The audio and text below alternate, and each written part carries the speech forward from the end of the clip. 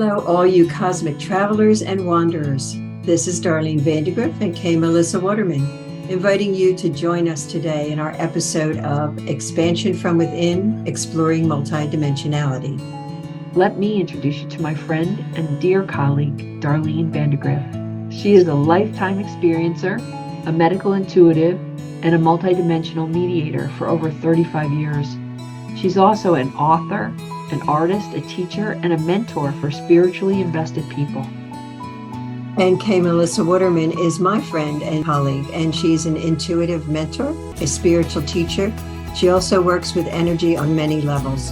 In the past, Melissa has worked with Dr. Joe Dispenza on his research team. Join us on our journey of meeting multidimensional beings, exploring what it means to be human, and expanding our spiritual evolution.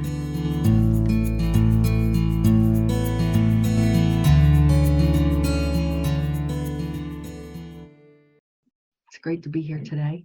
Today, we're going to talk about visitations and what they're all about, how to get them, if we want them, what people are frightened of. So my first question, are you ready? Yes, and I think we should mention too that these questions that we're going to continue to speak about are also coming from the lens of the evolves, as opposed to what my thoughts might be as well. I think that's probably always true, isn't it, Darlene? Probably, but I just needed to mention it. Yes. I'm glad. So let's just start with what are the different kinds of visitations that people have experienced? So visitations can come in multi-level forms. You know, in my own experience of connection, I find that early morning, somewhere between 1 and 5 or so, that there's more space for me to get answers from them. Like they feel like there's no static. When we think of everything shut down at that time, there's not a whole lot going on in the house. Everybody's asleep, it's that type of thing. I would say that in the dream state also. So you're in that not quite dreaming, but in that place of in between dreaming and awake, which is a really ideal place, whether that's in that altered state, in meditation, or in a dream state. Like they both happen. They're both very similar. That can open the doors for visitation. When you are in meditation, when you are meditating and you're very deeply immersed in your body and your mind is empty, then visitation can come that way. So it's more of a third eye. Like both of these that we're talking about is not somebody showing up in your room. They come in through, especially if you're visual. I find that if people are visual, they can come in that way so that you're seeing them in your mind's eye. Sometimes even in the visitations that I had earlier when Elie Wazar came in, he did not come in with showing me that he was reptilian. He came in cloaked. And it wasn't until later that it was, and I didn't ask him. I think he felt the understanding or the acceptance that I had about what was happening, and I wasn't freaked out about it. So when he came in to show me that, it wasn't a big surprise. I'd rather know what's under the cloak than not know what's under the cloak. But those are the two ways. I would say mind's eye meditation in your dream state. Of course, when you channel, there's a visitation. It's a different kind of visitation. I had channeled in the past as opposed to being a mediator that I am now. But that channeling, you're really allowing the energy of the visitation to embody you. So you're bringing in a definite different energy. That's why people's voices change and, their body, they stand different or they act different. Their body moves in a different way because they're actually inviting in and allowing a different energy to enter them. What about vibrational visitation? Well, I think it's the visitation that way feels like it's more of you feel them, like you could be, and a lot of people have that experience. They walk through a room and they go, I just saw something, but then when I looked, it wasn't there. Or I sense that somebody's here. I just had a visitation from my mother, who I haven't talked to in this capacity for 8 years. She's been gone 10 years. And so this was a real aha for me to have her come in and have that conversation with her, because she's been gone so long, but it was vibrational. Like, I didn't see her. She didn't come into the room. It was more about, I sensed her, I felt her, I knew her. People get visitation from loved ones that have passed, right? And you don't see them or anything, but you know, or there's something sent to you. Like, I have a woman that when she sees a cardinal, she knows that her mother's around. Or there's daisies blooming and she knows that her dad's thinking of her. You know, it's a synchronistic vibrational pattern that we have when somebody is visiting us. I have experienced a couple of different forms and I appreciate them, especially like the cardinal. My sister's passed and I see dragonflies. And of course, dragonflies are pretty popular in this. I mean, they're not unique, as cardinals are also not unique, but you know, they have a tendency to sit on me or to come and sit up right next to me, or you know, and it's like, oh yeah, you're not just being a flyby, you know, you're you're saying hello. And so it's very dear to me. What do you think about crop circles? Are they a form of visitation? I think they're a message. It's a shame that humans have decided to try to make them, and then it becomes very confusing for people, and it negates that they were anything, because it's like, oh yeah, who could create that? It had to be somebody that's here on the planet that created that, as opposed to Miguel Mendoza, who wrote a lot of books. He lives in the UK and he's gone to these crop circles. And I've had a couple other people that have visited them. When they happen, you need to be on the wavelength of the information that says, oh, there's one here, because a lot of the farmers don't want people on their property. So they either don't share it, they don't tell you that it's there, or you have to either pay them or get in and out very quickly. Yes, he said that he's been in there and there's a different energy. Like, even the cell phones don't work well when you walk amongst it. These places that the messages, you know, like if it's really from another dimension, if they really come in and they do that. I've had people that say, yes, they've seen lights. They've just seen lights come down into the field and it's done in like 30 seconds. Like it's not, and they're not crushed. They're just bent over. It's very different than when a human does it. I see them as messages. I see them as big messages. It depends on us. It's the same as when we get a visitation, or if we get information that comes in a meditation. A lot of the times it's symbolic. We have to figure it out. What does it mean to us? Unless you get a voice that is very clear that says, this is what's happening, or listen to this. The visuals a lot of time are us interpreting what that means. So it's the same with the crop circles. What does that mean? Not just to ourselves individually, but what does it mean to the planet? What are they trying to say to the planet?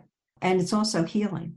I think the crop circles, not necessarily for that area, but whatever it means to them, it's a healing capacity for the earth if we take a look at it. Because a lot of them are so beautiful and intricate. They may not have a meaning to us, but they have a meaning to them. Yeah, they are really very, very beautiful. Well, let's talk about abductions, because they're kind of like being visited in an intense way. Yes. Like people that have been abducted, I find, in those that are come out of that, and some people are multiply abducted. Like they know that on more occasions than one, they are taken out of their room, or they go through the window, or they move through space and time without having any idea of how to do that. But they come back changed. It's the same as if you have a near-death experience in some way, right? Your chemistry, your outlook, your experience is very different than 10 minutes ago. You bring that in with that. So that's kind of what I see as the positive part of abductions, is that in a lot of cases, that visitation, that abduction, I don't even think the word is great, abduction. I don't think that it's the best. You have an agreement somewhere along the line. You're not just plucked, you're not just plucked out of somewhere. There has to be a resonance and agreement somewhere. You may not know it, and it may be a past life that there's an agreement, You can't really find it. Like, I never signed up for this. You may think that now, but on some level, there has to be a thread of some kind of agreement or curiosity. Maybe it's not a full agreement. Maybe it's a curiosity that brings them in.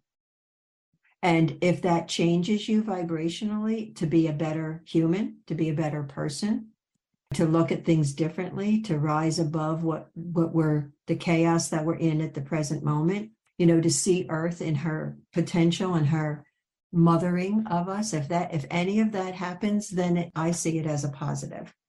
Great. And there's not so positive ones. When we were talking about this episode, I think I remembered the movie Fire in the Sky of Travis Walton having been abducted and having been terrified to the point of it changing his life, maybe in not such a great way until later, until he was able to process it. I think there's the movie Fire in the Sky, and then there's his actual account. It's been dramatized. Fire in the Sky is actually a scary movie. I think Hollywood sometimes perpetrates that ETs, multidimensional beings, are these very terrible things that are out to use us as specimens to examine and prod and poke. Not everyone has a good experience. If you are abducted, if you are taken somewhere without your conscious agreement, that would be terrifying. That would be, I don't know anybody who wouldn't feel terrified.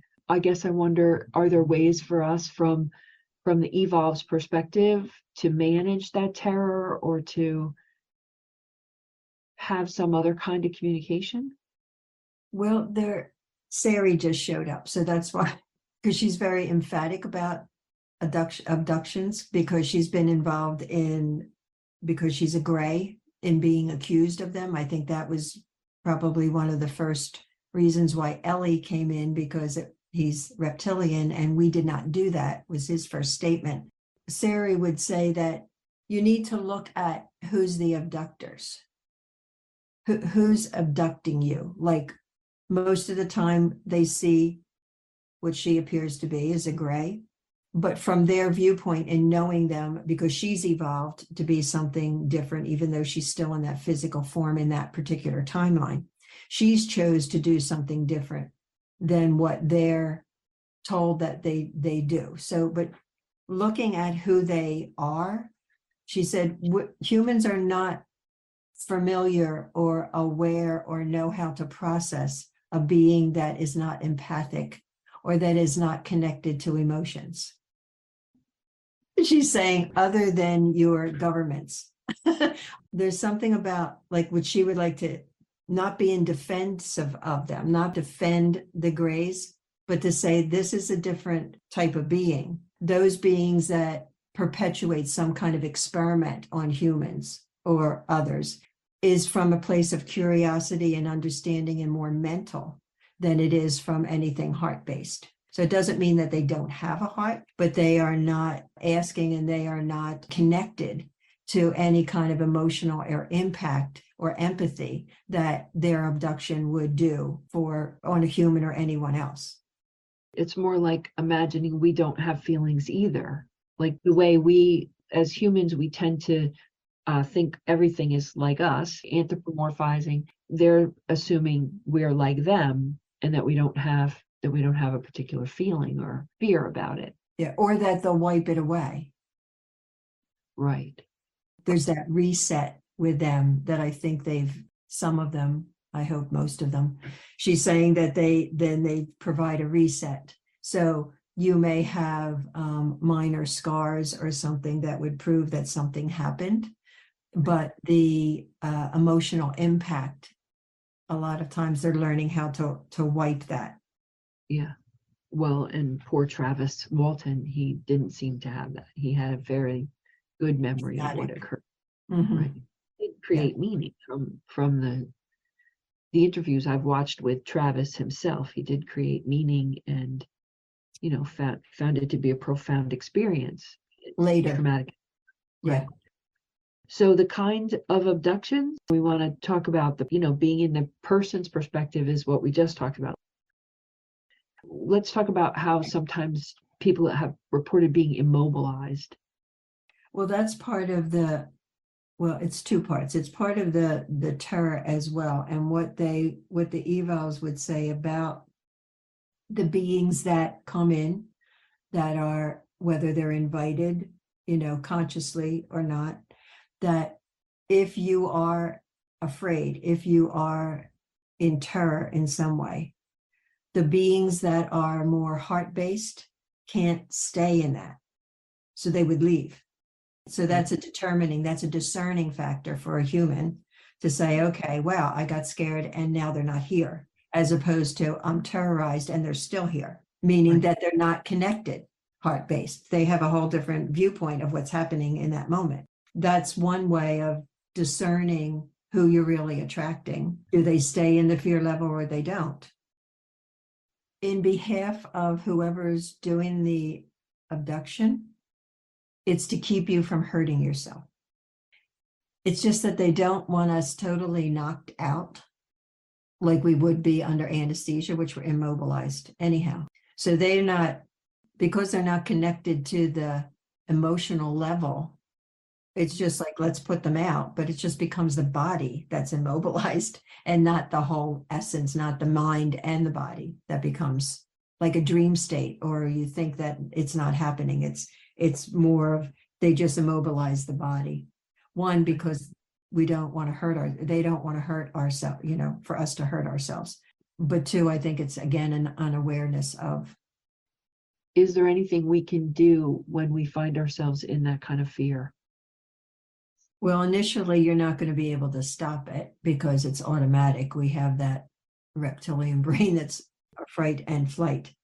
What the evolves are saying is that being in that situation, if it shows up and it's a desired, but they don't look like us, and so you're trying to manage the fear level to keep it going, is staying as much as you can in your body.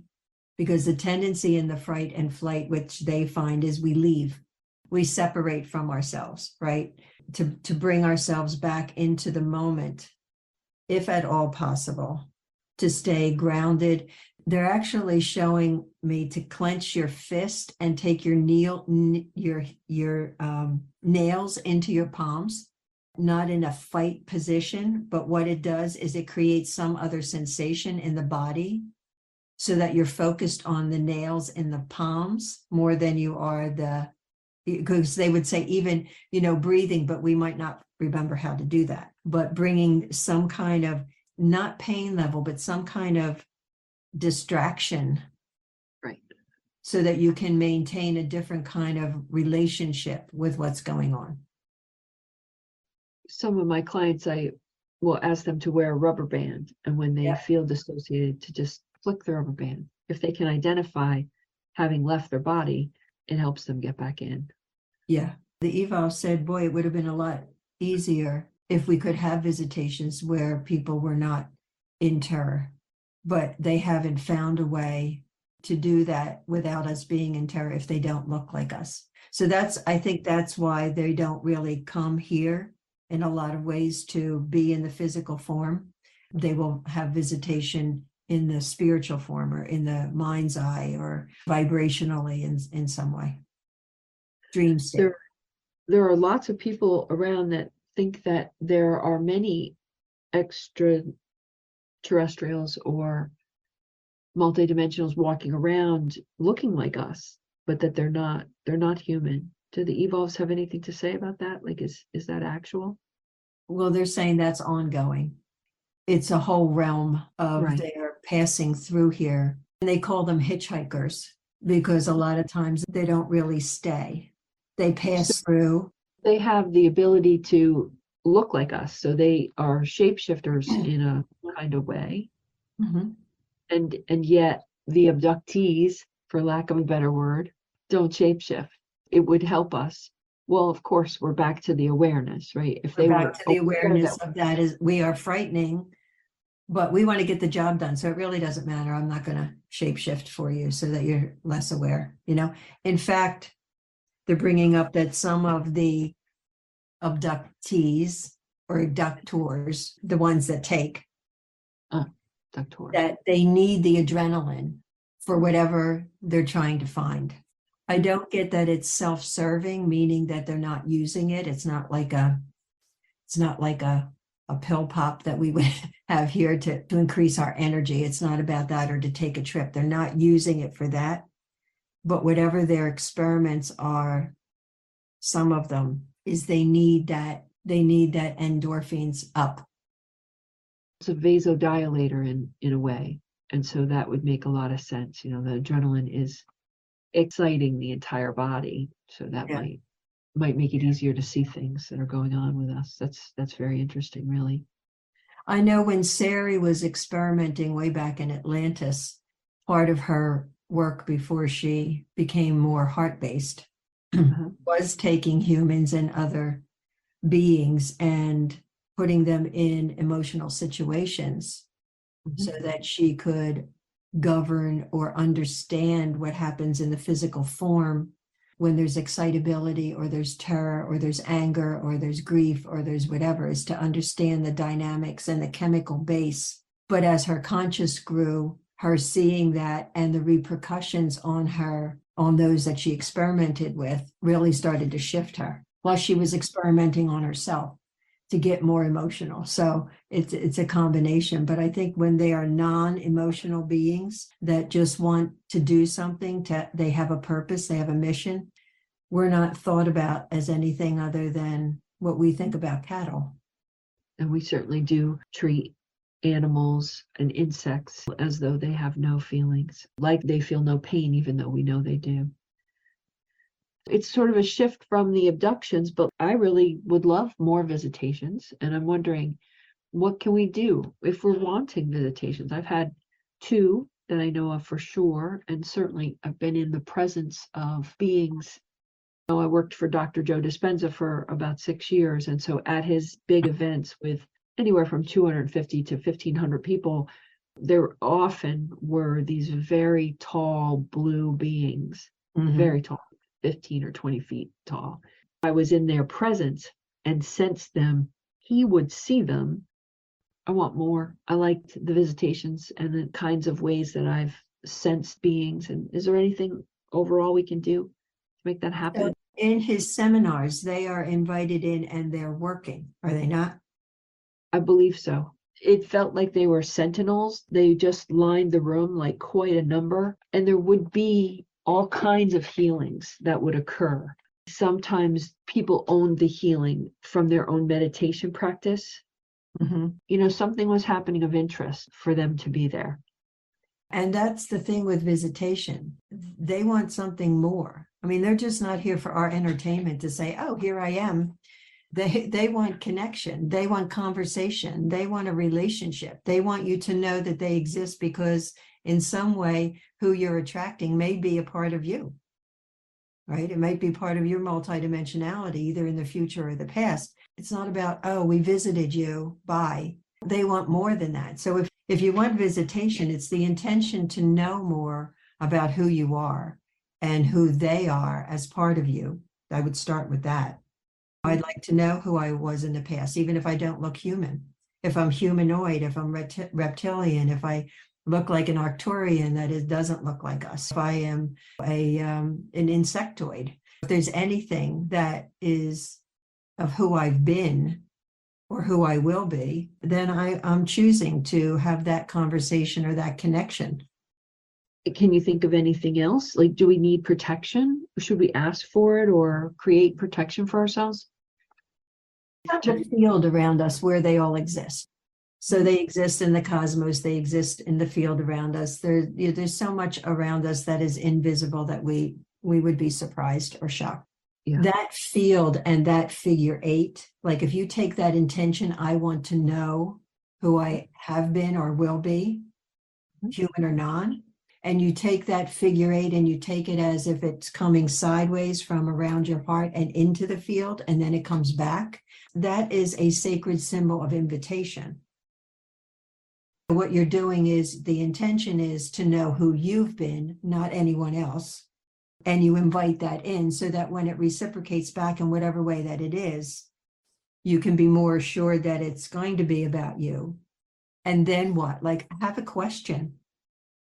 Right. You know, have a question that's imprinted in your head, that when you get that visitation at night or in your meditation or whatever, or a sensation that you have. You ask the question and you see how they develop a relationship with you. Do they show you something? You have this, and then all of a sudden something falls off your bedstand. It's like, okay, here we go. You can move something. You know, what does that mean? Like, you have to attach for you the meaning of what's being shown to you if it's not verbal. Right. After my sister died, I had a radio in my room that went nuts on a regular basis. It just made static and would turn itself on. It would be turned off and it would make all this static. It was just like, okay, hello, I think this is my sister. And I felt like it was, certainly she would have been a multidimensional being at that point since she wasn't in form. Right. I do think sometimes how do I want to say it? It feels like we decide what a multidimensional being is, but we don't get that there's multidimensions going on all the time all around us. If you're not seeing, you're in another dimension. If you can't see it, microwaves are in another dimension, EMFs are in another dimension, like all the things that are in the air that we can't see. And once our loved ones pass, they could be right here. Yeah. Just in another dimension of right here. And so sometimes they can come through, or we get to be a vibrational match that makes things more visible. So, and if you're more empathic or you're more sensitive, you may have those feelings, those felt senses. You may have, I can't say more contact, but you'll be easier to contact because you're living in a different space than just contained here. You know, you're allowing something to happen. Right. And so this creating an opening is what you're talking about, I think. And I believe the Evolves wanted to talk about spiritism a little bit. And this feels like the right time. If we are a spiritual being and we consider ourselves spiritual, that makes a bit of an opening. Would it be okay if I just read what a spiritist philosophy is, just because I had never heard it before? So the spiritist, or spiritism, it's not spiritualism, it's spiritism. Spiritist philosophy postulates that humans, along with all other living beings, are essentially immortal spirits that temporarily inhabit physical bodies for several necessary incarnations to attain moral and intellectual improvement. It also asserts that disembodied spirits, through passive or active mediumship, may have beneficent or malevolent influence on the physical world. That's what spiritists believe, and I am a spiritist. You're claiming that. I'm claiming that. I believed this for a long time, but I didn't know it had a special name. I just thought that was me being a spiritual being. Just believing this creates an opening. It does. You believe that what is the bumper sticker? I am not a human being living a spiritual life. I'm a spiritual being living a human life. Yeah. So if that is your belief, if that is what you truly know yourself to be as a spirit being, then it automatically aligns you with that statement that you're here temporarily, you're in incarnations, you're immortal spirits. That in itself, you have a resonance, you have a frequency that is aligned to more being available.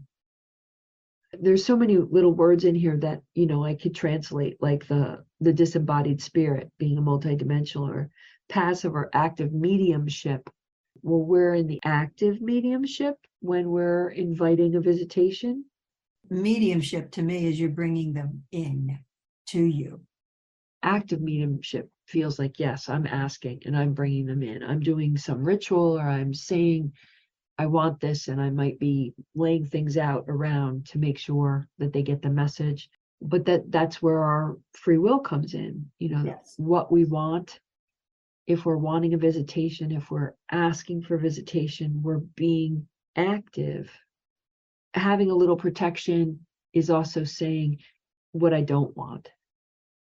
Right. And the malevolent energy that's out there doesn't always need an invitation. I mean, that's where they, could be schizophrenia as seen as that, or, you're demonized, or you need to be, what was it that they used to do with the churches? They would exorcise people, right? Because that person is, They still do that. they still do that. Yeah. So that person being vulnerable and open in some way is in the passive mode. They didn't ask for that necessarily, but that energy comes through them, right? And uses them for whatever malevolent ideas that wants to have. The evolves would qualify them as a very different dimension. Mhm. That energy that comes through that doesn't ask permission is not aligned, that is targeting vulnerable people that maybe mentally are unstable or physically unstable, or whatever their choice is of how they come in when the person is more vulnerable. They see that as a very different dimension of incarnates or disincarnates that are present in this field that just choose not to go anywhere. So if they are targeting vulnerable people, they are not necessarily stuck here, even though I know shamans can move them out. If that is something that's happening, you can move them to the light. But if they are choosing to be here in some way, maybe they weren't a great human before. Maybe they had lifetimes of being stuck in a darker place.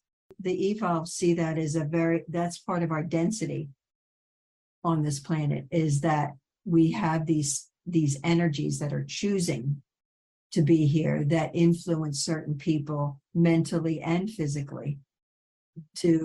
Sometimes it harms them, and other times it's just to bring the energy through. That could be very scary because it is not benevolent, it is more angry or vicious or cruel or whatever that is. It's that dark energy that we still have, but they see it on a different dimension. They do not view that as these are multidimensional beings. They are a dimension of beings, but they don't see them as, because even in the state that those darker energies are in, they are not looking at themselves as multidimensional. They only see them as one. They only see themselves as one figure. They only see themselves as, we are here and we will do this. It's not they are not living the multidimensional life. That's very interesting and new information for me. I imagine for others as well. Is there anything else we need to say? We have a listener question that I would like us to address today, and it sort of goes with this topic. Are you ready for that? Sure. Do you have anything else you wanted to add before that? No, I think they're pretty clear. So the listener's question is, what is the difference between body probing beings and the ones you are connecting with who are so loving, supportive, and helpful? And I think the majority of what we spoke about before is that they are less emotional, they are less or non-empathic, and they have a mission. They're mission driven, that they want something. We may never know what that is, but they want something from us. It's not experiment. They would see it as they are fortifying their species.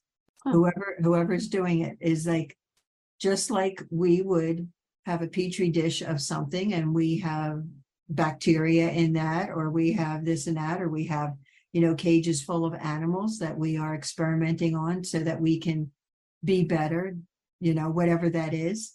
That's how they see us. What they would say about that is that like matches like. The more that we continue to do that on the planet, the more that we allow the abductions, because that is very compatible. It's very similar in frequency of what we're doing. Do we get that? No, we're not putting the links together. We're not seeing that is a repercussion also of what we're doing. We just look at it as very, we're being targeted, or why did that happen to us, or that terror and fear level. But if you look at the bigger picture, it's a balance. In some way, we do this to animals or beings that we don't appreciate their value. And so something's happening to some humans, that their value and their emotional level is not appreciated. It takes on a whole new meaning with what you just said about malevolence, right? Like the grays or whatever beings, they're not being malevolent. That's a section that isn't even multidimensional. That this clarifies quite a lot to me if when we put it in this perspective, that they're living their lives, they're doing their thing, they're trying to make their world better, like we're trying to make our world better, cure cancer or whatever, and we perceive it as malevolent, and we perceive, and certainly Hollywood has created this idea that multidimensionals, or at least extraterrestrials, are malevolent, but that isn't even how it works. Like what you've just proposed is that there's a malevolent energy that lives in a whole nother sort of space in a specific dimension that is very self-centering and quite dark and isn't actually multi-dimensional. It's one-dimensional. That is the energy that what they would say when somebody is going through something that they believe that they need an exorcism. It's more about that. It's more about the disincarnates that they see that are not multidimensional. They are in one dimension. They're like flat dimension to the evolves. Right. They're a flat dimension that lives here in some ways. The evolves or any multidimensional being has no input with them. They keep it very separate. Wow. And the only thing that is in place, or the many things that are in place, is anything that has to do with shamanism that will help them to move through, for people that are being targeted by those negative, dark energies. Shamanism, anybody that's clearing ley lines, anybody that's doing anything that is promoting a higher vibration on the planet, in some way pushes them out, like they need to move on. Right, because the planet is becoming clearer or cleaner, as well as whoever's working with the darker energies that's moving them to the light, that helps them as well. That's excellent. Well, that's all I have, except for some announcements. Anything else? No, they're just very appreciative of humanity in their curiosity. It's their curiosity that really attracts them, because if we didn't have curiosity, they would have no business with us. Yeah. It's maintaining, be curious, be aligned, do something that feels like it's very protective of you, like that figure 8, so that what you're attracting is something that resonates with you. Those are the things that they have no control of, but our curiosity, they're very curious about. They're very pleased with that. Yeah. Well, and it feels like a frequency or a vibration. Curiosity is open, right? It creates spaciousness because you're looking everywhere for answers. Where you're looking, period, you're looking. It makes a lot of sense. Curiosity would attract them to us. They would also say about that through curiosity, you open up co-creativity, and that's where they can plug in. Awesome. Well, that looks like a great place to end. I'll do my little announcements now, if that's okay with you. Sure.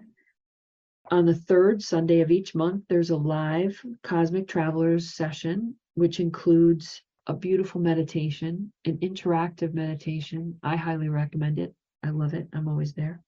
Darlene's always there. On March 2nd, which just happened, there was a live Galactic Ambassadors. It was the first Galactic Ambassadors Congress. We believe that's still available, a replay of it. We'll have all the contact information in our little blurb with this episode. We have a Cosmic Travelers group on Facebook that you can look up and feel free to request to join. You can reach Darlene at soulunion.com to sign up for the Cosmic Travelers live session.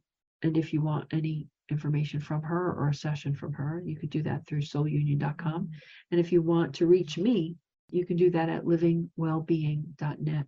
And again, all that information will be written on our blurb, however you're listening to this podcast, it'll be there. All right. Great. It was great joining you, Melissa, once again, and all you listeners, and we will return. We will return.